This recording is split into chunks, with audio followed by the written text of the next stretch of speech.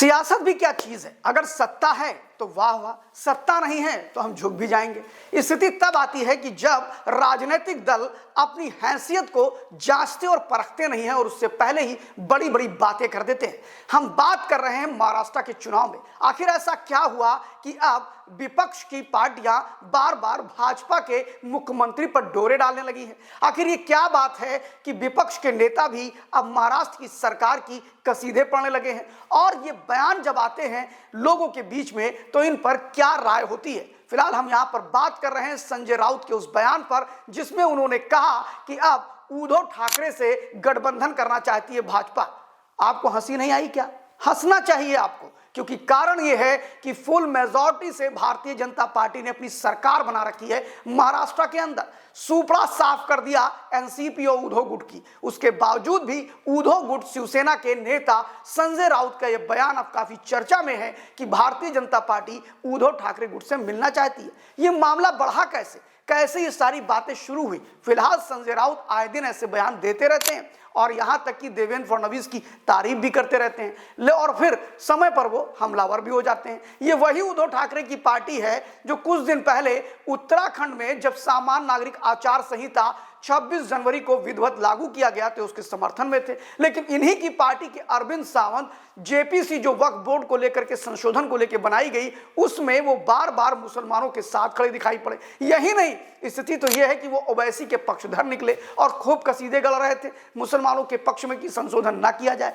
ऐसी परिस्थिति के बाद अभी शादियों का दौर चल रहा है। महाराष्ट्र में भी खूब शादियां हो रही हैं। उन्हीं में पराग गलवानी करके एक विधायक हैं। आपको बताएं कि विधायक पराग के घर पर चंद्रकांत पाटिल जो कि फडणवीस सरकार के मिनिस्टर हैं, और वहीं पर अगर बात करें तो मिलिंद नार्वेकर जो कि उद्धव ठाकरे गुट के हैं और काफी करीबी माने जाते हैं शिवसेना के, और खास तौर पर उद्धव ठाकरे के।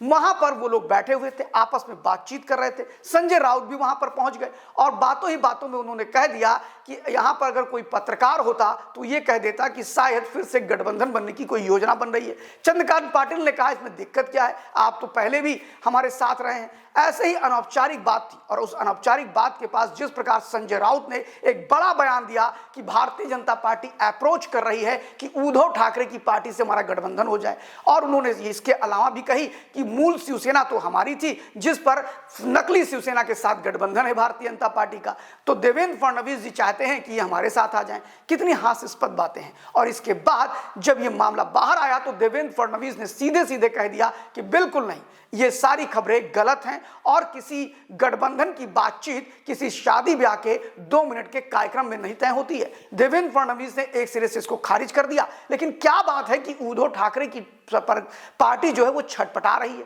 बेचैन है, तड़प रही है, क्योंकि उद्धव ठाकरे की पार्टी को यह पता है शिवसेना जो उद्धव की है कि उसने अपनी रही सही साख भी गंवा दी। ये वही शिवसेना है जिसकी बाल ठाकरे जब इसके प्रमुख हुआ करते थे तो शिवसेना की बातों को पूरा देश गंभीरता से लेता था। शिवसेना की बातों से पूरे देश में एक ऐसे विचारधारा के लोग थे जो शिवसेना को हाथों हाथ उठा लेते थे। पूरे महाराष्ट्र में शिवसेना मराठियों की शान हुआ करती थी। लेकिन आज वही शिवसेना जब औरंगजेब पर चुप हो जाती है, ये वही शिवसेना है जब वीर सावरकर को लेकर के गलत टिप्पणियां राहुल गांधी करते हैं तो उनके बेटे आदित्य ठाकरे उद्धव ठाकरे के उनके साथ गलबैया डाल के रथ यात्रा में निकलते हैं। ये यही शिवसेना है जो आज वक्फ बोर्ड के संशोधन विधेयक पे सरकार के विपक्ष में खड़ी है। ये वही शिवसेना है जो आए दिन बड़ी से बड़ी टिप्पणी करती रहती है। आपको बता दें कि शायद अब उद्धव को लगने लगा है कि वो सत्ता में अब कभी नहीं आ सकते हैं, क्योंकि उनकी जो हिंदुत्ववादी छवि थी वो पूरी खत्म हो गई है। और शायद यही कारण है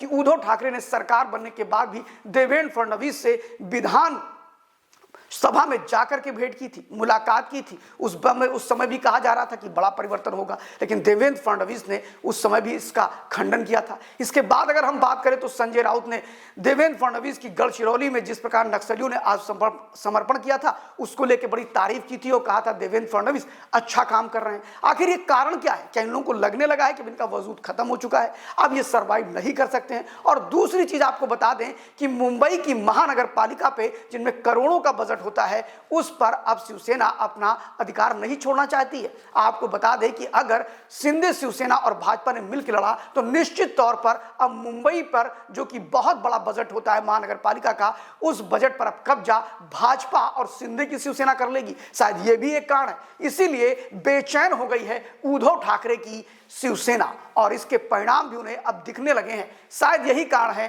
कि अब वो खुद बार बार ललायित हैं कि भारतीय जनता पार्टी उनसे गठबंधन कर ले, उन्हें सरकार में ले आए, क्योंकि अब बहुत दिन वो सरवाइव नहीं कर सकते हैं। इसी कारण संजय राउत कभी धमकी दे करके और कभी प्यार से तारीफ करके किसी भी तरह भारतीय जनता पार्टी में लौटना चाहते हैं, लेकिन वो देवेंद्र फडणवीस हैं जिन्होंने दरवाजे बंद कर दिए हैं, तो शायद अब नहीं खुलेंगे। देखते रहिए live news 24। Thank you very much.